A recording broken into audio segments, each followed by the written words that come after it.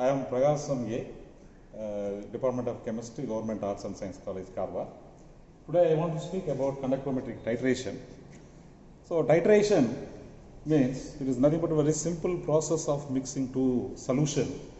So titration consists of two solutions. One is known solution, another one is unknown solution. A known solution can be added to unknown solution, or unknown solution can be added to known solution. In case of titration, there are two important types of titrations. In case of that, volumetric titration, conductometric titration, potentiometric. Like that, there are so many titrations, but here we are dealing with conductometric titration. And in conductometric titration, we are just comparing conductometric titration with the volumetric titration. Volumetric titration means it is that process of finding volume against volume.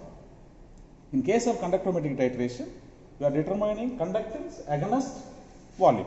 So that is the main difference what we have to do here. So in case of conductometric titration, very important thing is we need an electrolyte. Electrolyte means what? Electrolyte is nothing but any substance which can conduct the electricity either in the molten state or in the liquid state. So there are different type of electrolytes: strong electrolyte, weak electrolyte. For example, strong electrolyte means which undergo complete ionization. For example, here you see the hydrochloric acid which undergo complete ionization, thereby forming plenty of H plus ion as well as Cl minus ion. Similarly, sodium chloride, this sodium chloride is a strong electrolyte which undergo complete ionization, thereby forming plenty of sodium ion as well as chloride ion. Similarly, hydrochloric acid, sulfuric acid, nitric acid, etc. are strong electrolytes.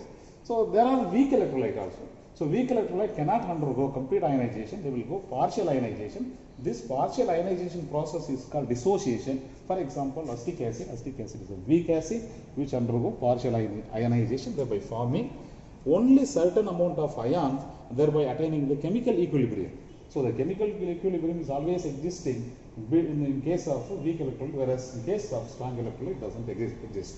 So now remember here, very important, what are the factors which affect in the conductance? Conductance means nothing but what? It is the ability of an electrolyte to conduct the electricity. So in case of these factors, so normally electrolytic conductance is depend upon the factors, that is number of ions as well as the mobility of ions. As the number of ions and mobility of ions increases, conductance also increases.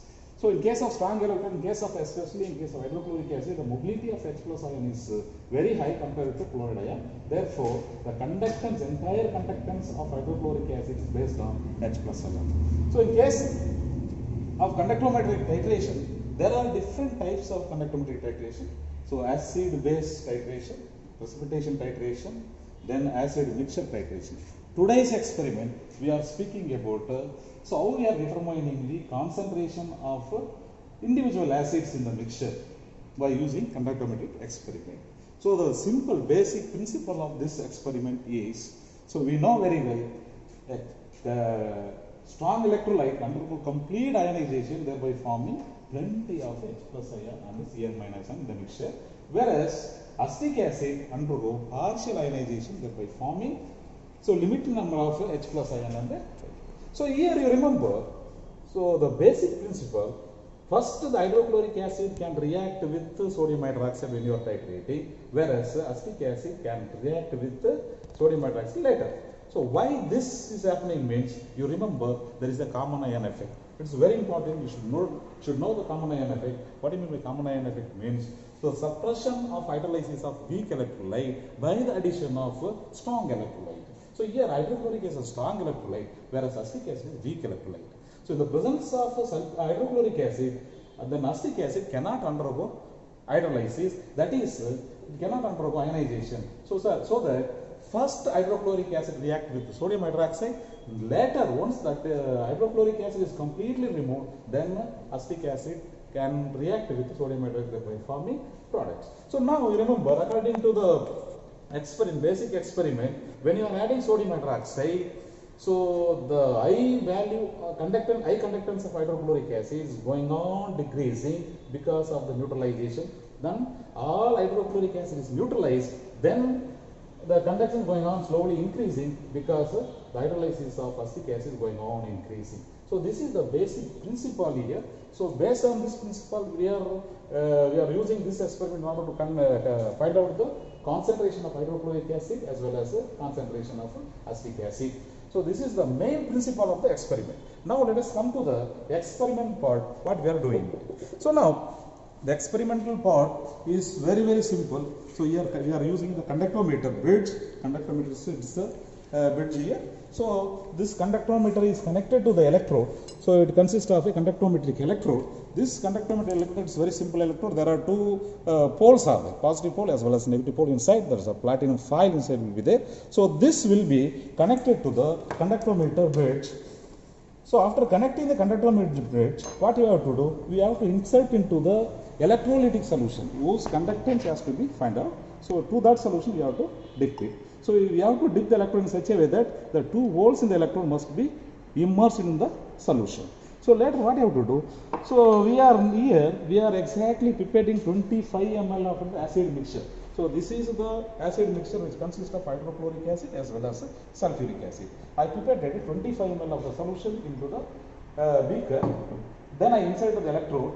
I switch on the instrument. So the instrument shows what is the conductance of the electrolyte. So this conductance is entirely based on the how much of the H plus ion is furnished from hydrochloric acid, because hydrochloric acid is a strong electrolyte to undergo complete ionization, thereby forming plenty of H plus ion. So that conductance mainly due to H plus ion is not due to acetic acid, because acetic acid is not undergoing any hydrolysis, is not forming any H plus ion. So now you are getting very high conductance. That high conductance will be pointed here on the graph when you are plotting volume versus that volume sodium hydroxide conductance. So here we are getting the highest conductance. That higher conductance is corresponds to hydrochloric acid. So we are getting around 6. So that will be noted in the table column table with corresponds 0. So I am writing it is 16.1, which is the highest conductance recorded here. So when I am adding sodium hydroxide to this solution, the sodium hydroxide standard solution 0.5 normal sodium hydroxide solution is taken in the burette. Just I am adding 0.5 interval, 0.5 ml, just I am adding 0.5 ml. So 0.5 ml if I add, then I am mixing. So the conductance is going on decreasing in the order. So once it reaches the minimum, then the conductance started going on raising. So that the conductance till this point, the conductance is slowly going on decreasing. Once this point is reached here, so then the conductance slowly, gradually, that means gradually increasing. So the gradual increase shows that acetic acid started dissociating. So more and more acetate ion is forming. So this line, actually this curve, we clearly indicate that acetic acid, that is acetate ion concentration, is slowly increasing, whereas H plus ion concentration slowly decreasing. Then once this point is reached here, then when you are continuing the addition of sodium hydroxide from the burette, then from this point the graph is sharply increasing. This is because the concentration of sodium hydroxide will be increasing, which is a strong electrode. So that we are getting a U-shaped graph. Thereby you are getting two intersection, the point 1 x1 and x2. This x1 and x2 gives the neutralization point for two different acids. Okay. So after recording all the values, when you are plotting the graph, we are getting x1 and x2, which corresponds to the volume required to neutralize hydrochloric acid and volume required to neutralize acetic acid. So knowing those two volumes from the graph, we can calculate the normality of hydrochloric acid.